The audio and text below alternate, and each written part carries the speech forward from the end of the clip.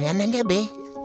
Sa lahat, nakakatawa lang habang pinagdadasal mo at pinag-aaralan baguhin na makaiwas ka sa mga kasalanan, lalo ka niyang susuguin na kahit walang problema, lalapit sa iyo. Ang pilit mong iniiwasan. Ang nakakatawa lang, buti pa sila, nakakasigurado na makakapunta na sila sa langit. Bakit ko nasabi? Kasi nandun pa rin sila sa ugaling magbibigay ng kasalanan. At tingin nila wala silang ginagawang mali.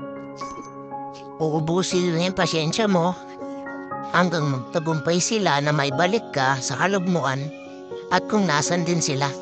Nakakalungkot kasi humingi ka ng kapayapaan na makita mo na pagpapalang para sa lahat. Salamat sa Diyos na laging nandiyan para gabayan ako. Na laging bigay konsensya para di ko bumalik sa mga nakasanayang kamalian. Panginoon, patawarin mo ako kung nabigo kita. Hanggang ngayon ito ako taong laging nagkakamali.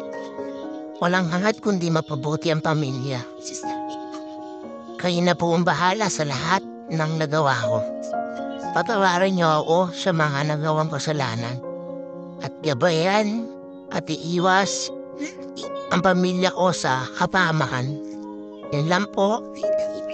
Ngayong gabi at God bless to all.